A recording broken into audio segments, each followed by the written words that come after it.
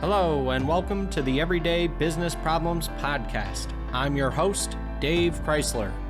Each episode, we talk to business leaders and subject matter experts to learn about the challenges they've overcome and the challenges they still face. You'll hear fresh insights, real talk, and get inspiration to grow your business. Hey everybody, and thanks for joining me on another solo episode of the Everyday Business Problems Podcast. Excited to be talking about hidden costs of efficient systems. I think in general, we seek operational efficiency, operational excellence, and we give very little thought to the potential unintended consequences of constantly seeking that efficiency. One of the recent stories that has been in the news is of the Boeing safety incidences with the extra doors blowing off of the side of their jets.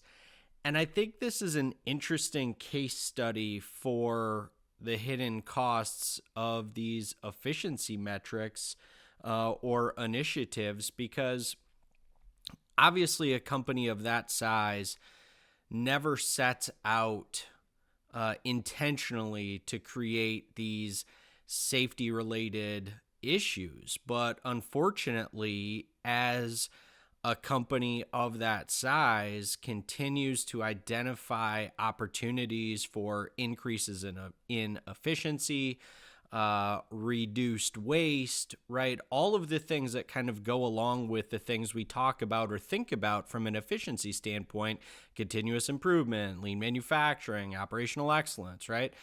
It's those unintended consequences. It's the things we don't think will ever happen.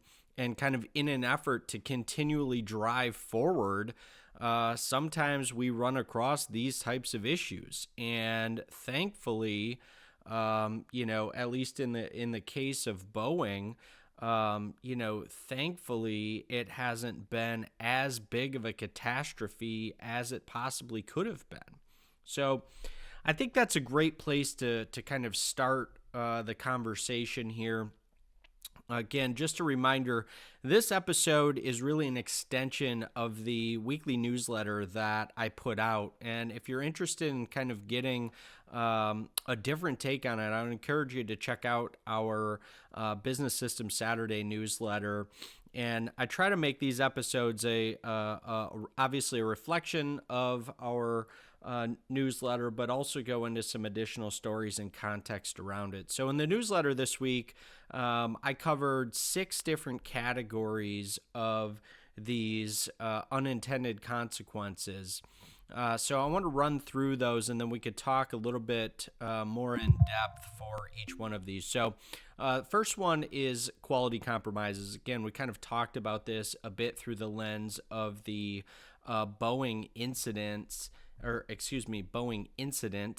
that we just ran through. But the other 5 are equally important. The second one being employee burnout. Third one, technology complications. Fourth one, tunnel vision. And this is maybe not as obvious as the other ones, but when we're focused on maybe a particular process flow or some specific work center or work cell, something like that. And cost of change, that's obviously a potential unintended consequence. And the last one being kind of the general loss of human connection or human touch. And so kind of diving into each one of these, from an employee burnout standpoint, obviously when we are seeking these efficiency activities and opportunities to drive operational excellence, one of the places that we sometimes don't focus enough on is what the impact on our team is going to be. And this can be related also to the kind of tunnel vision concept, right? But think about this from the standpoint of our businesses, our right? Not our, but our entire systems. And sometimes we have a tendency as leaders to focus too narrowly. And what I mean by that, and kind of how it impacts both tunnel vision and employee burnout, is let's take a manufacturing business that we are focused in on one particular department or work center. And so we go through and we identify all these opportunities to increase efficiency, eliminate waste, really drive up the throughput of that particular work center or department. But what we sometimes do in that effort is we fail to bring in kind of what I consider the indirect folks, right? So the people maybe before or after that particular process flow, department, work center, whatever it is that we're talking about. And so the reason that kind of the employee burnout and the tunnel vision ends up happening, and what ultimately drives these unintended consequences, is that while we may increase the efficiency of a particular piece of our business, we have not increased the efficiency of the business or of the system as a whole. So one of the great, one of the great resources, it's an older resource, but one of the great kind of concepts and resources that I love, it's a book called The Goal, and it is the throughput concept. So the theory of constraints and throughput, and thinking about your entire business as a system, and how do we increase the overall throughput. And it's a bit counterintuitive because it's not necessarily about, going step by step throughout your business and increasing efficiency, right? It's about looking at and identifying the first bottleneck, driving efficiency through that bottleneck, and then seeking out the next bottleneck, right? So there's always going to be some sort of constraint in your business. And so attacking efficiency through any other lens than this throughput thought process can lead to both employee burnout and that tunnel vision, right? So those are two things that we definitely want to avoid when it comes to seeking efficiency for our operations. One of the other categories that I mentioned, technology complications. Again, this is an area that I see so many businesses focused on. And, I've talked about this previously. I love technology. I want to put that. I love technology. I've solved many, many problems through technology integrations and implementations. But again, where we miss so often when it comes to technology is, number one, we've not optimized our process flow before we look to identify a tool to execute that process flow and to potentially eliminate any errors within that process flow. So that's kind of one thing that I talk about from an ongoing standpoint. The other thing that we don't generally talk about or contemplate when it comes specifically to technology implementations or integrations is kind of what I call the soft costs of that, right? Obviously, you've got a cost associated with the actual implementation and the training, right? But what goes along with those implementations often is kind of this iterative process of fine-tuning and adoption. And then the ongoing maintenance of that, right? I was just talking to somebody earlier today about AI and ML, right? Artificial intelligence and machine learning. And, it's a great tool, don't get me wrong, but the problem with those tools today is that most businesses don't have the kind of data integrity and data governance required to have the data available to do something with, to leverage those types of tools. And so when we think about, technology complications and what these unintended consequences or hidden costs can be, it's all of those things, right? When's the last time that you purchased a piece of software, whether it be on premises or, some sort of SaaS product, and they were asking you about your data integrity, right?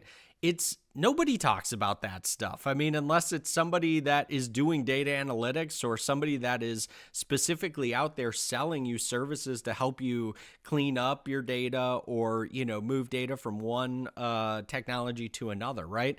But that for sure is a hidden cost of saying, hey, we want to implement this new tool. We want to, automate our process flow. We want to, kind of do whatever, right? So that certainly needs to be something on your radar in terms of not just identifying and implementing the tool, but what are some of the other soft costs, the hidden costs that can go along with, seeking those efficiency gains. And then obviously we have to put a number to that, right? So we have to do our best to understand what is that cost. And does that cost ultimately offset the efficiency that we are seeking to gain, right? So again, if we're not thinking about what the number is and we're only seeking what the efficiency gain is, there's certainly an offset of that. So we need to be cognizant of what that is. And that, kind of runs into the total cost of change, if you will, in terms of, seeking efficiency. There is a cost associated with that. And how we go about identifying those opportunities, whether it be through our KPIs, through our team, through our customers, right? We have to be mindful of what do we stand to gain versus what is it going to cost us in terms of achieving that gain. And again, just like the specific to technology example I just went through, we have to understand what that potential return on investment is before we go through and prioritize, any of those potential actions.